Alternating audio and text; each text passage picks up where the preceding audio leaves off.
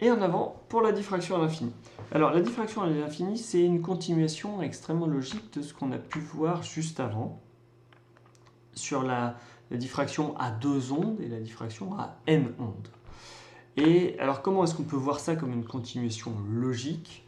Bon, revenons légèrement et rapidement sur d'abord la diffraction, les interférences à 2 ondes. Quand on a 2 sources ponctuelles qui vont interférer très loin, ce qu'on fait, c'est qu'on dessine donc la normale au front d'onde, un rayon qui va de la source jusqu'au point M, et dans l'approximation par axiale, c'est-à-dire dans l'approximation où M est assez loin, par là-bas, donc dans cette approximation-là, on va pouvoir facilement trouver le déphasage entre ces 2 ondes.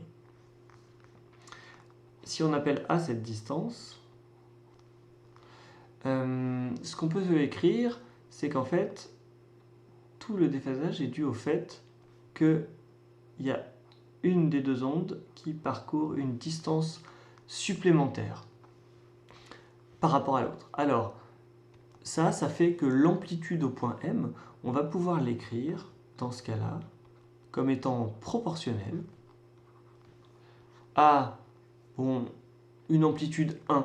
Ça, c'est notre référence de phase. Alors, ce qu'on va dire en réalité, c'est que c'est bien celle-ci qui constitue notre référence de phase. C'est celle qui est à l'origine du repère, par exemple. Et donc, l'onde qui va partir d'ici, elle va forcément arriver en avance. Et donc, elle sera déphasée de phi, avec phi qui est égal à k fois la différence de marche. Et cette différence de marche, ce qu'on avait vu, c'est que c'était A sinus θ, où θ, c'est l'angle que font les rayons avec l'axe des abscisses.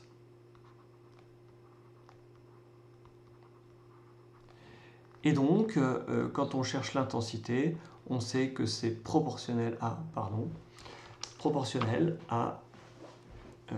donc, le module au carré de 1 plus E moins I phi.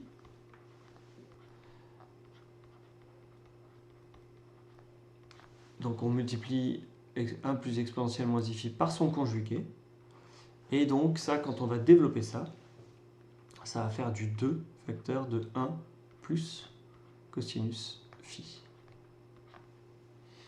Ok, donc c'est proportionnel à 1 plus cos phi. Dans le cadre de l'onde des interférences à n ondes, ce qu'on avait vu, c'est qu'on avait fait en fait un peu la même chose avec un réseau. Simplement dans ce cadre, quand on prend un réseau, on avait une amplitude au point M qui cette fois allait être proportionnelle à 1, ça c'est notre référence, on n'a qu'à la placer tout en bas. Celui du dessus, il va fournir un moins I phi, avec exactement la même expression pour peu qu'on appelle la distance entre deux motifs successifs A, avec exactement la même expression pour phi que juste au-dessus. Donc on peut reporter cette expression-là ici, directement dans ce cas-là. Plus, eh bien, le suivant, il est déphasé 2 fois ça, etc. Et puis, on avait... Alors, si on a n motifs, on va jusqu'à in-1. Et ça, on avait vu qu'on pouvait appliquer la formule des séries géométriques et qu'on avait quelque chose de cette forme-là avec Q qui était égal en fait à l'exponentielle moins I phi. Puis évidemment, voilà.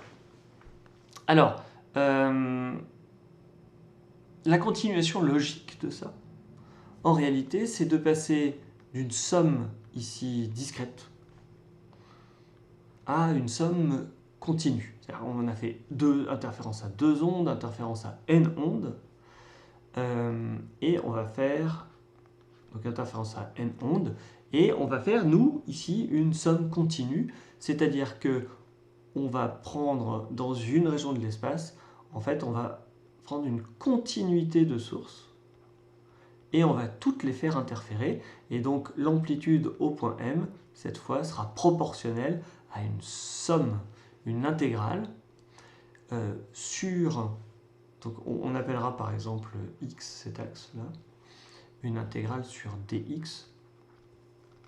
Et puis là aussi, en fait, c'est juste une somme de différentes phases. C'est ça qui compte à la fin. Donc une somme de... alors il faut que x entre dans le paramètre. Et x, ce sera notre a en l'occurrence. Alors ici, on aura quelque chose de la forme... Voilà. C'est un peu comme si là, on avait sommé sur a allant de... Alors quand on fait des interférences en n ondes, c'est un peu comme si on avait sommé sur des distances finalement par rapport à l'origine qui sont de la forme NA. Et du coup, là, en réalité, notre distance par rapport à l'origine, elle est de la forme, enfin, on va l'appeler x. C'est la distance par rapport à l'origine qu'on peut placer là, par exemple. C'est x. Et donc, au lieu de faire une somme discrète sur les différentes distances, eh bien, on a une somme continue sur toutes ces distances-là. Et donc, c'est exactement ce type de calcul qu'on va faire et qu'on va voir. Ça, c'est pour le spoiler, parce qu'il est très très pratique de vraiment ne réfléchir qu'en termes de somme de phases différentes. Alors, comment est-ce qu'on peut en arriver là? En réalité, on n'y arrive pas tout de suite. On va commencer par essayer de détailler une idée qui est liée à la linéarité de l'équation d'onde. Parce qu'après tout, quand on va chercher à comprendre la diffraction, c'est-à-dire comment est-ce qu'une fente qu'on place sur le chemin d'une onde va pouvoir influer sur le comportement de cette onde, eh bien, il faut vraiment se rappeler qu'en fait, on est en train de résoudre l'équation d'onde et que cette équation d'onde, elle est linéaire. Alors, ça a une conséquence extrêmement importante et qui a bien été intuité par Huygens et développé par Fresnel, c'est de dire que quand on a, par exemple, une fente comme ça, alors on va supposer que ici on a une onde plane qui arrive, qui éclaire notre fente. Eh bien, si on a, je vais le dessiner avec des couleurs différentes, la solution pour ce problème-là, c'est-à-dire le problème d'une fente 2 fois plus petite et située dans la partie inférieure, et qu'on connaît le problème, la solution au problème pour la fente complémentaire, alors c'est super parce que la solution derrière, que je peux dessiner comme ça, la solution de l'autre côté de la fente, on peut la considérer comme la somme de la solution pour la partie du haut plus la solution pour la partie du bas. Alors, c'est une façon très fruste et schématique de dessiner les choses. Par contre, c'est très juste, c'est-à-dire que comme chacune des deux solutions sont des solutions de l'équation d'onde, chacune des deux solutions est solution de l'équation d'onde, on sait que si on somme ces deux solutions, alors la somme des deux est aussi solution de l'équation d'onde. Donc la philosophie du principe de Huygens-Fresnel, ça va être de prendre une fente et de diviser cette fente en des petites fentes infinitésimales et de sommer absolument les contributions de chacune de ces petites fentes. Alors évidemment, c'est un peu compliqué à dessiner aussi, mais pour obtenir ce qui se passe pour la fente tout entière. Donc dessinons-le en rouge. Pour la fente tout entière, on a peut-être quelque chose comme ça.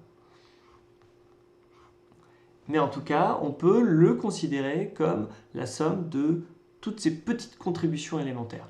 Alors pourquoi est-ce que ces petites contributions élémentaires sont importantes? C'est parce que c'est un truc qu'on peut bien voir avec une cuve à ondes.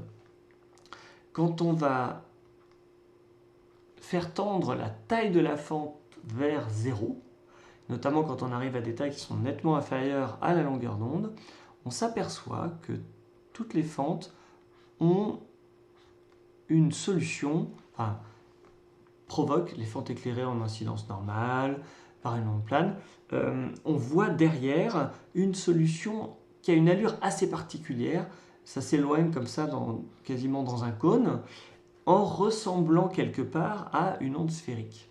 Ça, c'est une constatation expérimentale. Et après, on a des arguments théoriques pour dire qu'en fait, cette solution élémentaire-là, évidemment, ça va être la même pour toutes les petites fentes, et puis pour essayer de la trouver. Alors justement, c'est ça qu'on va voir. Et c'est ce qu'a fait Fresnel. Donc la contribution du Huygens, c'est plutôt de dire d'avoir l'idée de diviser en petites sources élémentaires, par exemple toute la grande fente rouge qu'on voit là, et de façon plus générale, dans l'idée du Huygens, on pouvait prendre un front d'onde, n'importe lequel, et considérer que c'était une somme de petites solutions élémentaires. Et il a totalement raison, hein, et c'est vraiment le principe de la linéarité de l'équation d'onde. Mais évidemment, à cette époque-là, ce n'est pas des mots qu'il pouvait mettre sur cette idée. Alors, quelles sont ces ondes élémentaires? Ça, c'est plutôt Fresnel qui a formalisé ça. Alors, dans son esprit, c'était des ondes sphériques, juste des ondes sphériques. En réalité, on sait maintenant que ce n'était pas ça. Mais on va quand même partir de l'onde sphérique pour arriver à la bonne solution, même s'il faudra à un moment admettre des résultats. Alors, l'onde sphérique divergente, qui diverge du centre du repère, elle s'écrit comme ça. Donc ça, c'est notre S de RT. Et c'est bien une onde sphérique, au sens où on l'entend, donc qui part du point O et qui diverge. Une onde sphérique divergente. Voilà, je dessine des fronts d'onde. Et ils sont bien distants de lambda. Hein, ce que j'appelle R, c'est ici le module du vecteur R. Donc ça, c'est l'onde sphérique. Et on sait que l'onde sphérique est solution de notre équation d'onde. Je vous rappelle que notre équation d'onde, elle s'écrit Laplacien de S moins, dans un milieu d'indice n qu'on va supposer non dispersif, moins n2 sur C2 des ronds T au carré S égale 0. Ça, c'est notre équation d'onde qui donc est linéaire. Et donc cette solution-là, ce n'est pas la solution élémentaire. Pourquoi ce n'est pas la solution élémentaire? Mais parce que si jamais vous décidiez de couper brutalement en supposant que voilà, on a notre fente infinitésimale comme ça, et bien on s'aperçoit qu'il y a une propagation importante le long de l'interface, ou au contraire, on a plutôt tendance à voir qu'il n'y a pas de lumière. Donc ce n'est pas une solution tout à fait convenable. Par contre, comme notre équation d'onde elle est linéaire, il y a une propriété intéressante, c'est qu'on peut permuter la dérivation, par exemple la dérivée par rapport à z, avec chacun des opérateurs. Et de le même, d rond z, d rond t, ici c'est égal à d rond t, d rond z. Donc au final, on s'aperçoit que si on prend la solution onde sphérique divergente et qu'on lui applique un opérateur comme la dérivée par rapport à z, et ben, ça sera une solution de l'équation d'onde aussi. Alors, en l'occurrence, si on avait appliqué la dérivée par rapport à t, par rapport à x, par rapport à y, ça aurait aussi été une solution de l'équation d'onde. Ici, on va... Alors oui, j'ai oublié de préciser que l'axe z, ici, on va le placer comme ça. C'est une convention des opticiens. L'axe optique, c'est l'axe z. Et donc, c'est dans la direction z qui va effectivement être intéressant ici de dériver. Donc, on va considérer, parce que ça vous allez l'admettre, mais la vraie fonction élémentaire est proportionnelle, et ça se démontre, c'est une solution de l'équation d'onde, à la dérivée par rapport à z de l'onde sphérique divergente. Alors, si on fait ça, on peut faire une dérivation composée. Enfin, une dérivation, ouais. On dit que c'est d rond sur d rond R sur d rond Z fois d rond sur d rond R de E IKR sur R. Le exponentiel moins I oméga t, on peut juste le sortir. Bien. Alors, il va y avoir ce facteur-là, dont on va parler, et puis il y a toute cette partie-là. Alors, ce facteur-là, on verra dans le slide suivant ce qu'il devient. On va le laisser comme ça pour l'instant, d rond R sur d rond Z. Et puis l'autre partie, là, on va effectuer la dérivation. Alors, quand on dérive l'exponentielle, ça sera un IK sur R, IKR. Et quand on dérive le 1 sur R, ça fait du moins E IKR sur R2.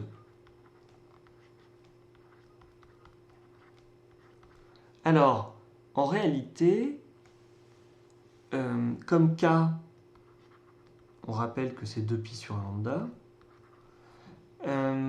et que la longueur d'onde dans le visible, elle est de l'ordre du micron, voire plutôt moins du demi-micron.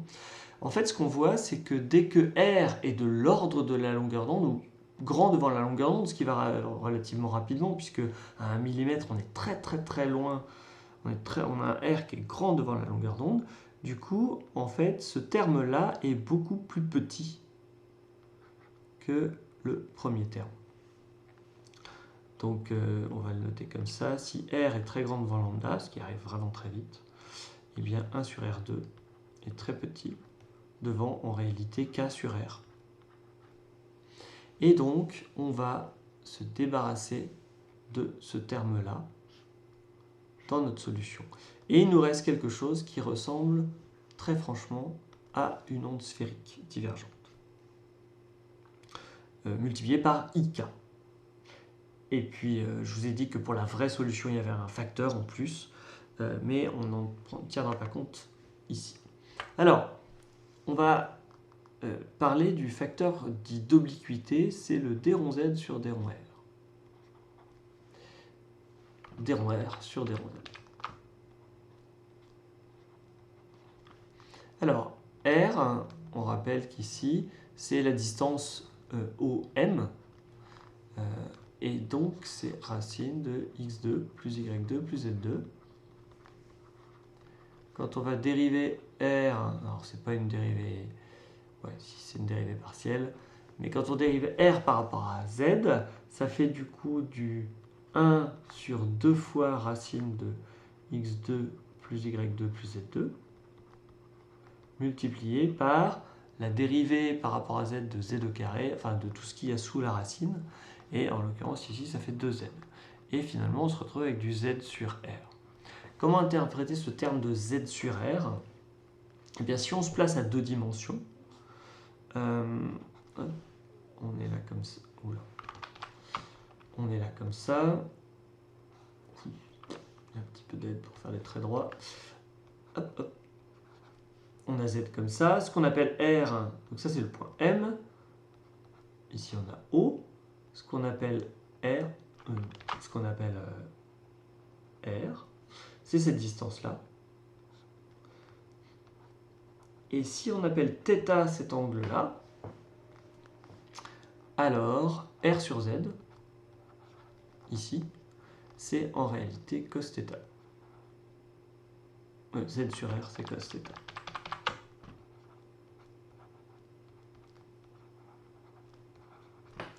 Ce que ça veut dire, c'est donc que l'onde qu'on obtient, notre solution élémentaire, c'est essentiellement, elle va s'écrire IK cos θ, E IKR sur R, bien sûr exponentielle moins I oméga t pour la dépendance temporelle. Et donc, on voit se dessiner à une constante près une onde sphérique, mais multipliée par un cos θ. Et ce cos θ, il va être important dans la direction de Z, dans la direction de l'axe Z. Donc quand on va le long de l'axe, quand on a des rayons paraxiaux, mais il est nul quand on part verticalement. Donc, il satisfait en fait tout ce qu'on voulait, c'est-à-dire on ne voulait pas que la lumière parte le long de l'obstacle s'il y en avait un, parce que ça c'est pas physique, c'est pas ce qu'on observe, mais qu'elle parte comme ça en dessinant une sorte de cône à 45 degrés, et ce cône à 45 degrés, il est vraiment dû au cos-θ, au facteur d'obliquité. Voilà, facteur d'obliquité que Fresnel ne pouvait vraiment pas deviner. Alors la seule chose, c'est que quand on va se placer dans le cadre de l'approximation par axiale,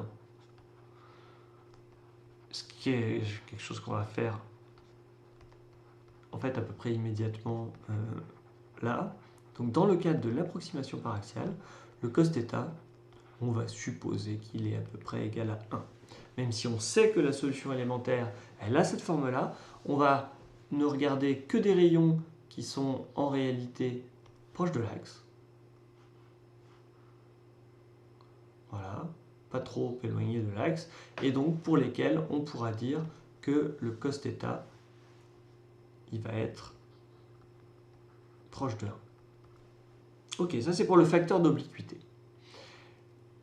Et puis, dans le cadre de l'approximation par axiale aussi, on va tout de suite le dire, en réalité, on aura autre chose, c'est-à-dire que le 1 sur R, on va dire que c'est à peu près du 1 sur Z, parce que Z, a priori, si on prend l'approximation par axiale, Z est très grand devant X et Y, les autres coordonnées de M. Voilà. Donc, et puis ce qui va compter, et c'est là qu'il faut le redire vis-à-vis du spoiler qu'il y avait tout à l'heure, c'est que c'est les variations de phase qui vont compter. Les variations d'amplitude, il y en a un petit peu, mais en réalité, elles sont peu importantes. Voilà. Donc, on en arrive à notre formulation, c'est-à-dire on va poser une formule qui rend compte à la fois des développements proposés par Fresnel et de l'intuition de Huygens. Et comment est-ce qu'on va faire ça? Eh bien, on va regarder ce qui se passe par exemple dans ce plan-là. Dans ce plan-là, on va dire qu'on a une amplitude A de P. Donc dans le plan initial, on a le point P qui va se balader, enfin, pas qui va se balader, mais au point P, on a une certaine amplitude A. Ça peut être 0 si jamais on est juste derrière un écran opaque, et ça peut, si on n'est pas derrière un écran opaque, mais derrière un écran au moins en partie transparent, évidemment l'amplitude complexe à cet endroit-là sera pas nulle. Mais en tout cas, on l'appelle A de P. Et puis, on va considérer un point M, plus loin. On a évidemment notre axe Z qui est bien ici. Bon, là, on pourra dire que c'est les axes X. Alors, dans ce plan-là, ouais, on repérera après.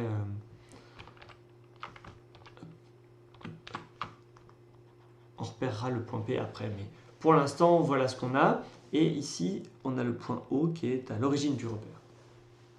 La formulation qu'on va utiliser, on va dire que l'amplitude au point M, elle est proportionnelle. Alors quand je dis proportionnelle à, c'est parce qu'il y a des constantes que j'ignore, tout ça, et donc elle est proportionnelle à, je l'écris, l'intégrale, on fait la somme sur tous les P du plan, de l'amplitude A de P, multiplié par, alors là on va prendre une onde sphérique, divergente. Je vais quand même l'écrire complètement, même si après on passera dans l'hypothèse paraxiale, dans l'approximation paraxiale. EIK, alors normalement c'est EIKR sur R, mais ça c'est seulement si l'onde sphérique divergente prend son origine en O. Là elle prend son origine en P, donc en réalité c'est pas OM, soit R qu'il faut mettre, mais bien PM sur PM.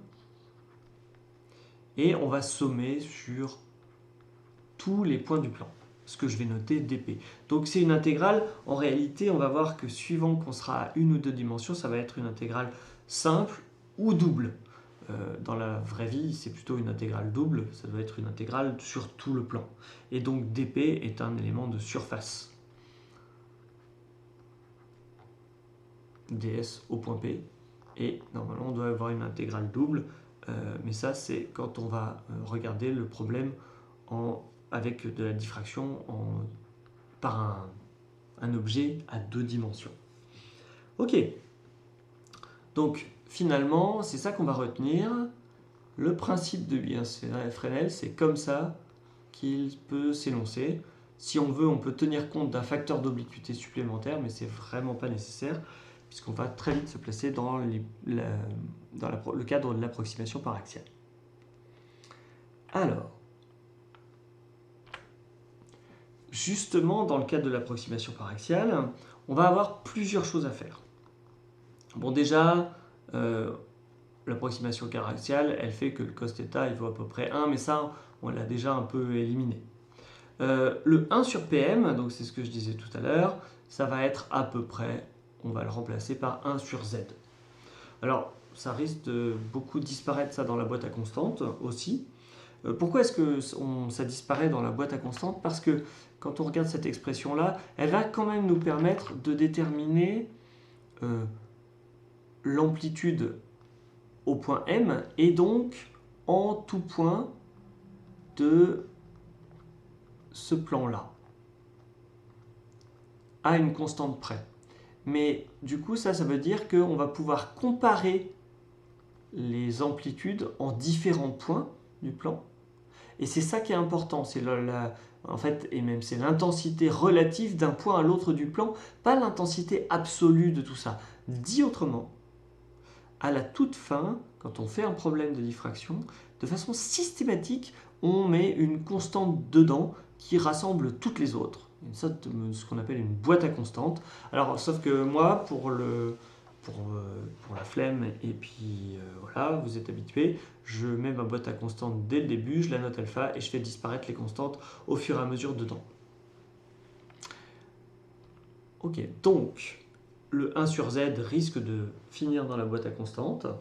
Et puis, je vais avoir besoin de... Donc je remets l'expression, on va se retrouver avec quelque chose du genre, si on termine dans la boîte à constantes, du genre l'intégrale de a de p exponentielle ik pm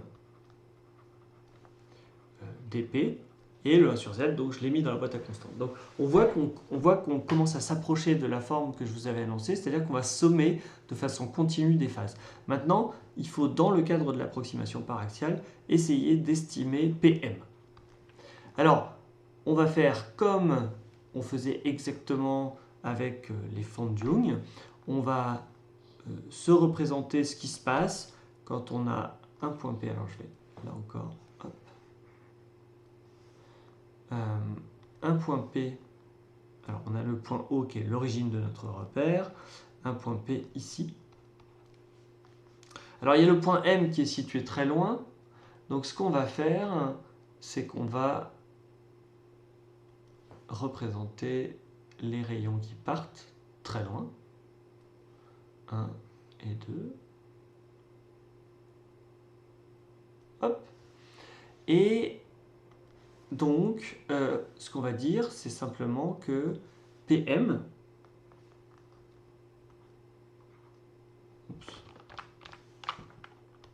ça ira mieux comme ça, PM,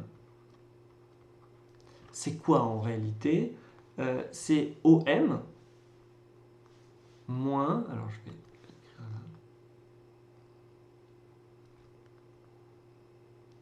moins cette distance-là, moins cette différence de marche ici.